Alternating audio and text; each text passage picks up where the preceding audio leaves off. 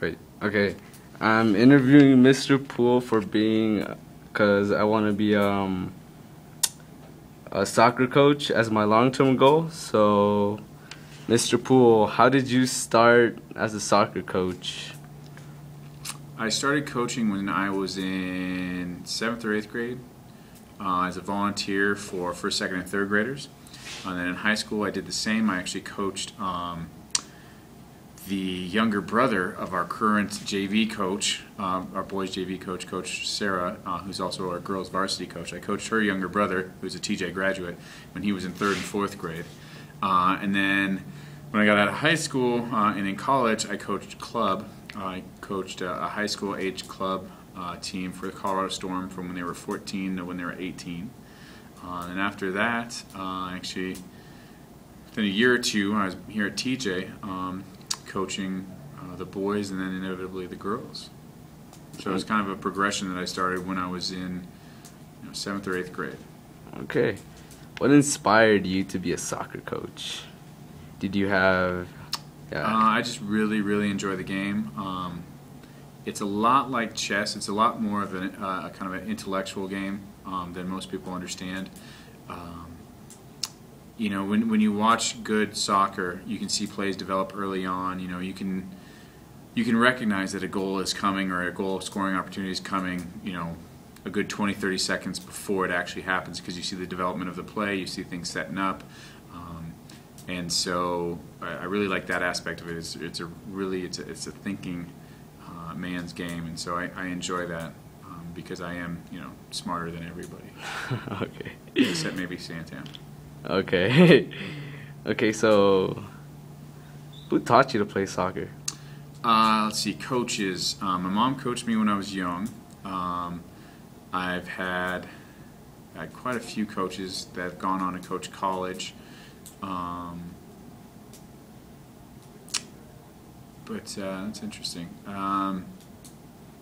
Carrie Ray was someone who comes to mind when I played for Colorado. Let's see, Will Cunningham. A couple other guys. A couple coaches who are still coaching actually at some high schools here. The Regis coach, Chris Walsweir, was actually a coach of mine for a year. Peter Scott, Dennis Sweeney, a few others who coached me, between club and high school. Okay, so what did you have to go through to be a coach? Was it hard or easy? Well, to be a high school coach, it's it's really more busy work because I'm already a teacher, and so I qualify that way. But when I was coaching club, they have a series of licenses you have to get through U.S. Soccer. There's E license, which is your first one, then D license. C license will get you into higher level clubs, maybe even college, and then the A and B. To be like a nationals coach, you have to have the A license, which is that's like a 10 or 12-year process. Okay, so when you first started coaching, were you good at it? Did you need some practice to coach your players? Yeah, that's true. I'm still not good at it. Sorry to interrupt. Mulaney's got a sub today, and she's not anywhere. So, and no one's in the classroom. When you're done, maybe... Yeah, I'll come. We'll just, we can... Sounds good. I'm not worried about it today, but at some point I have to run and make like 3 copies. Okay. But just... I'll be out in 3 to 4 minutes. And get some stuff done too, and then we'll just... I'll just throw the papers down the stairs, and whatever stair they land on, they'll get that graded. Make sure you put that in. Yeah. That's how teachers grade. Let's see. So, was I good when I started? Yeah. Like with anything, you get better the more you do it. Yeah. I would say I'm a better coach now than I was. I did have quite a bit of success early on with a few things. One of the most difficult things for me is I take the kids' successes pretty personally, as well as their failures.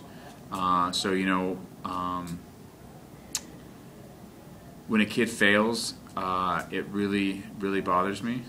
I also have really high expectations, and so for a lot of kids, that's difficult to deal with. In terms of, I don't just expect them to do well on the field. I expect them to, have quality of character, and I expect them to do well in school, at least do the best of their ability. And that usually creates more of a problem for me with my teams than anything. I think I'd have better teams if I didn't hold my kids to such high standards.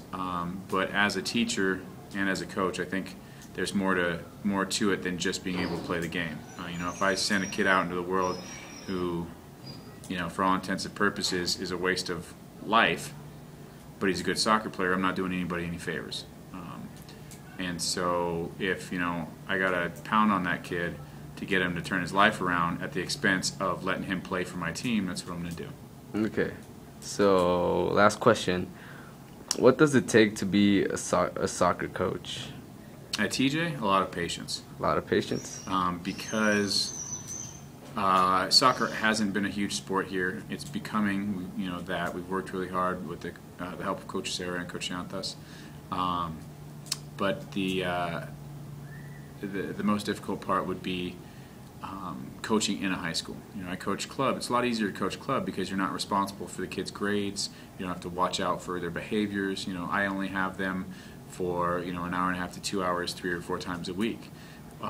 But when it's in the high school building, if a soccer player screws up, I get the phone call from the principal, and it reflects on me and it reflects on the program. So it's a lot more work than it would be if I did club. But I do enjoy it because it can be a lot more rewarding because you get to know these kids better. Okay. Thank you, Mr. Poole, for letting me do this interview. Let me get this handshake. Yeah. Okay. Thank you. Yeah.